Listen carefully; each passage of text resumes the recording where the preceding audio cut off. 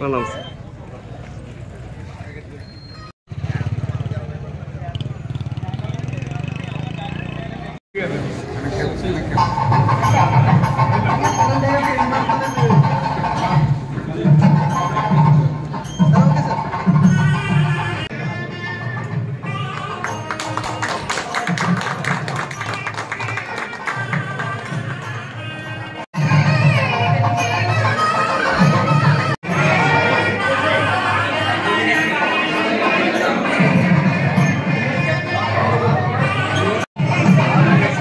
Sir ఒకసారి please sir ఒకసారి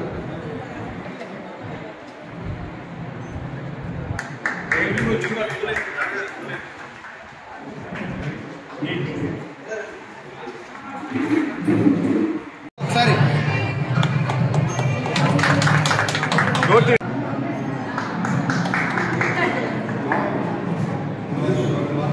రండి.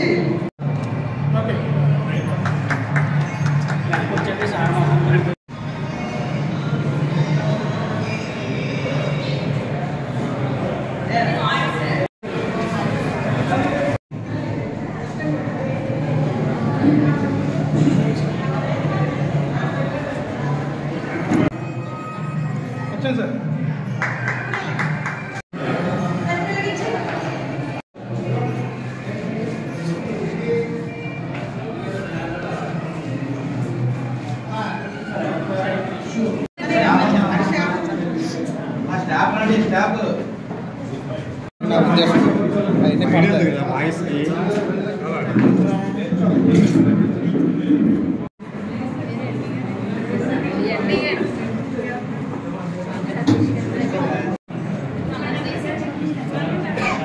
ఆరోగ్య మిత్ర మందిర్, ఆయుష్మాన్ ఆరోగ్య మందిర్ అనేటువంటి పేరుతోటి యూపీహెచ్సి నెహ్రూ నగర్లో మనకి ఈరోజు ఫుల్ ఫ్లెడ్జెడ్ అర్బన్ హెల్త్ సెంటర్ని ప్రారంభించుకోవడం అనేటువంటి చాలా ఆనందంగా ఉంది.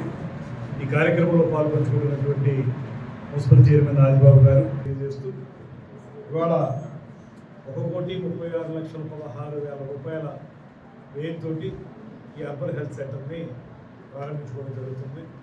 ఇందులో ప్రధానంగా మనం సెంట్రల్ గవర్నమెంట్ యొక్క మేజర్ షేర్, స్టేట్ గవర్నమెంట్, అదేవిధంగా మున్సిపాలిటీ, యూఎల్బీ అంటాం కదా, మున్సిపాలిటీ, వీటి యొక్క సపోర్ట్ తోటి ఈ అర్బన్ హెల్త్ సెంటర్ని మనం ప్రారంభించుకుంటున్నాం.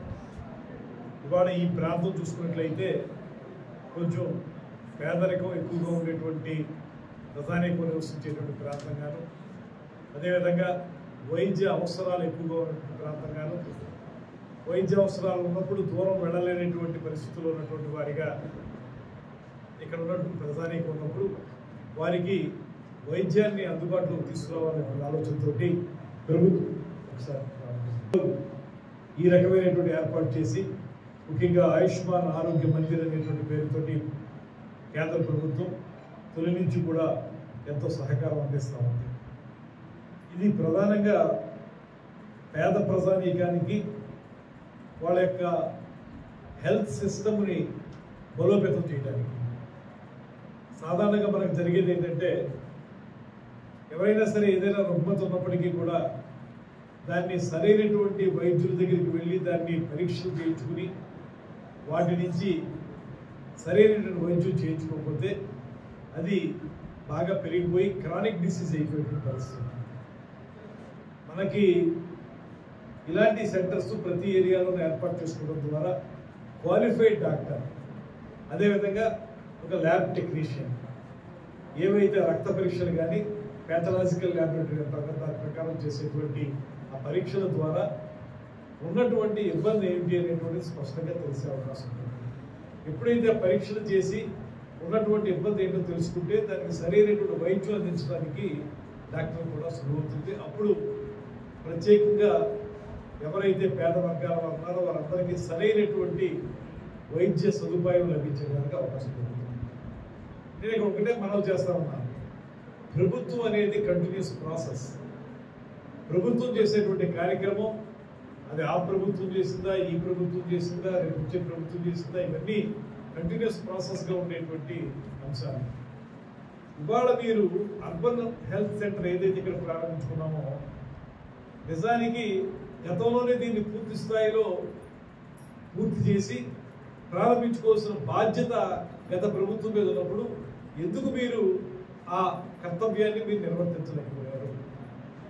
బిల్డింగ్ కట్టాం, లేకపోతే గోడలు కట్టాం, ఇక్కడ ఒక పేరు పెట్టుకున్నాం అంటే సరిపోదు కదా. ఎప్పుడైతే దీన్ని దేనికోసం ఉద్దేశించబడ్డదో, ఏ పేద ప్రజల వైద్య సదుపాయం కోసం ఉద్దేశించబడ్డదో ఆ పేద ప్రజలకి వైద్య సదుపాయం అందుబాటులోకి వచ్చినప్పుడు మాత్రమే ఈ హాస్పిటల్ యొక్క ప్రత్యేకత కనబడింది. అది మీరు చేయలేకపోయారు. ఇవాళ నేను చేస్తా ఉంటాం. ఇవాళ గోడలు కట్టాం, పేరు పెట్టామని కాదు కదా. ఇక్కడ రిక్రూట్మెంట్ ఎంతవరకు ఉంది, లేకపోతే ఇక్కడ ఫుల్ ఫ్లెడ్జ్డ్గా ఎక్విప్మెంట్ అంతా ఉందా లేదా, దీనికి ఇతరత్ర అవసరాలు ఏమున్నాయి చూస్తున్నారా లేదా, ఇవి చూసుకోవాల్సిన బాధ్యత లేదా మీకు? ఇవాళ రమారవి 35 లక్షల రూపాయల ఆర్థిక సహకారంతో మున్సిపాలిటీ కూడా దీనికి డబ్బులు వెచ్చించింది. ప్రహరీ కూడా కొంత, అదేవిధంగా లోపల సదుపాయాలకు కొంత 35 లక్షల రూపాయలు. ఈ 1,36,36,000 రూపాయల్లో 35 లక్షలు స్థానిక మున్సిపాలిటీ ఇస్తా ఉంటారు. ఇది ఇప్పుడు ఈ కూటమి ప్రభుత్వం వచ్చిన తర్వాత దీన్ని సంపూర్ణమైనటువంటి హాస్పిటల్గా తయారు చేయడానికి మున్సిపాలిటీ మేము అందరం కలిసి ఒక ప్రత్యేకమైన శ్రద్ధ వహించి దీన్ని ప్రజలకు అందుబాటులోకి తీసుకొస్తున్నాం. ఎప్పుడైనా మనం ఏం చేసినప్పటికీ కూడా అందుబాటులోకి తీసుకురావాలి. మీకు ఉదాహరణ చెప్తాను. ఇంతకుముందు కూడా 2-3 సార్లు చెప్పాను.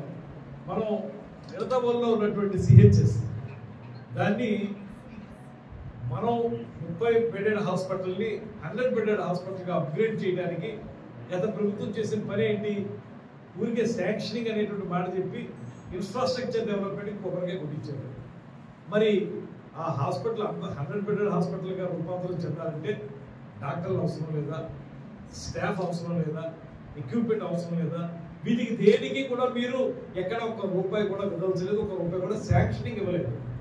ఇవ్వకుండా 100 బెడెడ్ హాస్పిటల్ చేసేస్తామని చెప్పి కొబ్బరికాయ కొట్టి ఏదో కాంట్రాక్టర్లకి మీకు లబ్ధి కలగడం కోసం కాంట్రాక్టర్ చేత పనులు మొదలు పెట్టుకుని చెప్పారు. ఇవాళ నేను అక్కడికి మంత్రి అయిన తర్వాత నేను వెళ్ళి మొత్తం ఫైల్స్ అన్ని తీస్తే దీనికి కేవలం రిక్రూట్మెంట్కి కానీ దేనికి ఎక్కడా కూడా శాంక్షనింగ్ లేదు. ఇది దీన్ని క్యాన్సిల్ చేసేద్దాం అనేటువంటి పరిస్థితుల్లో ఉన్నాం అనేటువంటి మాట చెప్తే నేను హెల్త్ మినిస్టర్ గారితో, ముఖ్యమంత్రి గారితో, అదేవిధంగా హెల్త్ సెక్రటరీ గారితో మాట్లాడి మళ్ళీ ఆ ఫైల్ని లైన్లో పెట్టిస్తున్నాను. దీనికి ఇన్ఫ్రాస్ట్రక్చర్ డెవలప్మెంట్ వరకు మాత్రమే సరిపోదు. మీకు డాక్టర్లు కానీ టెక్నీషియన్స్ కానీ వీళ్ళందరికీ రికరింగ్ ఎక్స్పెండిచర్ ఉంటుంది. ఒకరోజు కట్టేసి వదిలేసేది కాదు, వాళ్ళకి నెల నెల వాళ్ళకి జీతాలు ఇవ్వాలి. దానికి మనం ఫైనాన్షియల్ శాంక్షన్ ఉంటేనే మనం ఆ కార్యక్రమాన్ని ముందుకు తీసుకెళ్ళగలుగుతాం. అలాంటి ఫైనాన్షియల్ శాంక్షన్ లేకుండా తూతూ మంత్రంగా మీరు కొబ్బరికాయలు పెట్టేశారు. ఇవాళ దాని గురించి కృషి చేస్తున్నాను. ఖచ్చితంగా త్వరలోనే దీన్ని అన్ని రకాల శాంక్షనింగ్లతోటి, అంటే బిల్డింగ్ కన్స్ట్రక్షన్తో పాటు ఇక్కడ కొత్తగా 100 బెడెడ్ హాస్పిటల్కి అవసరమైన సామగ్రితో పాటు దాంట్లో పనిచేసేటువంటి డాక్టర్లు, దాంట్లో ఉండవలసిన టెక్నీషియన్స్, స్టాఫ్, పారామెడికల్ స్టాఫ్, వీళ్ళందరికీ ఆ నెంబర్ని ఎంత అవసరమో అంతమందిని రిక్రూట్ చేసుకుని వారికి నెల నెల జీతాలు ఇచ్చే వీలుగా శాంక్షన్ చేయించుకుని మాత్రమే దాన్ని 100 బెడెడ్ హాస్పిటల్గా ప్రజలకు అంకితం చేస్తాం అనేటువంటి వాటిని సగర్వంగా చెప్తున్నాను. దాని ప్రాసెస్ నడుస్తుంది.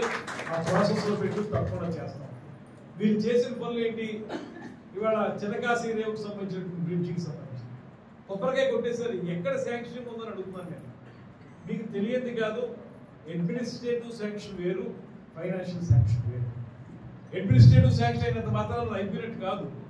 దానికి ఫైనాన్షియల్ శాంక్షన్ ఉంటేనే దానికి శాంక్టిటీ ఉంటుంది, లేకపోతే దానివల్ల ఉపయోగం ఉండదు. అవేమీ లేకుండా కొబ్బరికాయలు కొట్టేసి మేము అది చేసేసాం, ఇది చేసేసాం అని చెప్పి ఎలక్షన్ల ముందు ప్రజల్ని మసిపూసి మారేడుగా చేయడానికి హడావుడిగా మీరు చాలా చోట్ల కొబ్బరికాయలు కొట్టేశారు. దానివల్ల ప్రయోజనం లేదు. ఇది రాజకీయంగా నేను మాట్లాడే మాట కాదు. ఒక అభివృద్ధి అనేటువంటిది చేయాలంటే మాత్రం పూర్తి స్థాయి శాంక్షనింగ్లు తెచ్చుకుని తద్వారా ఒక రోజు లేట్ అవ్వచ్చేమో కానీ ఆ శాంక్షన్ పూర్తయిన తర్వాతే మన కార్యక్రమాన్ని ప్రారంభించుకోవాలి. దానికోసమే ఈ ప్రభుత్వం తపనపడుతుంది.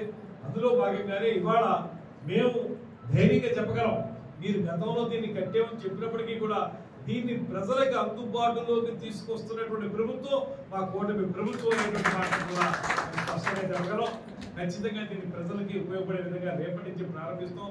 ఎక్విప్మెంట్ వచ్చింది, తొందరలో అన్ని రెడీ అవుతాయి.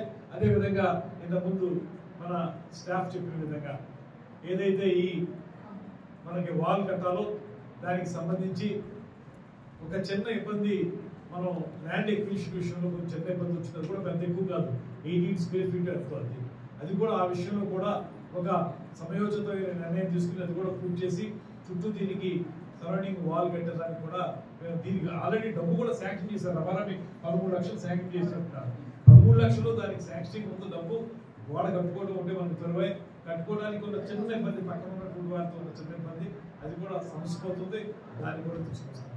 ఏదైనప్పటికీ కూడా నేను ఒకటే మళ్ళీ చెబుతున్నటువంటి మాట ఏంటంటే, మనం చేసేటువంటి ఏ కార్యక్రమమైనా ప్రజలకు అందుబాటులోకి తీసుకొస్తేనే ఆ కార్యక్రమం తాలూకు ఫలితం మనం చూపించగలుగుతాం.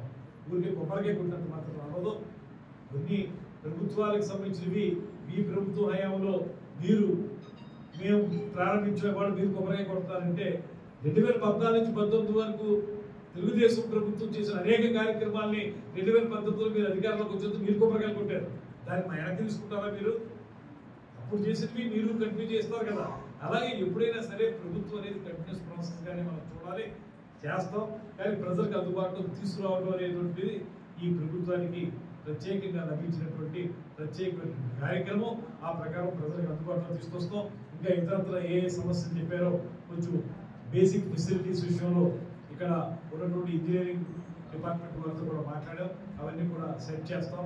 దాంతోపాటు మేము నిడదవోలు నియోజకవర్గంలో ఒక పక్కన మీరు స్పోర్ట్స్ స్టేడియం కానివ్వండి, ఒక పక్కన 100 బెడ్ హాస్పిటల్ కానివ్వండి, చిన్నకాశీ రేవుకు సంబంధించినటువంటి ఆ బ్రిడ్జ్ కానివ్వండి, ఇవన్నీ కూడా త్వరలోనే పూర్తి స్థాయి శాంక్షన్తో పూర్తి చేస్తామని తెలియజేస్తూ, ఇదే సందర్భంగా ముఖ్యమంత్రి గారికి, ఉప ముఖ్యమంత్రి గారికి, నారా లోకేష్ గారికి ప్రత్యేకమైన అభినందనలు తెలియజేస్తున్నాను.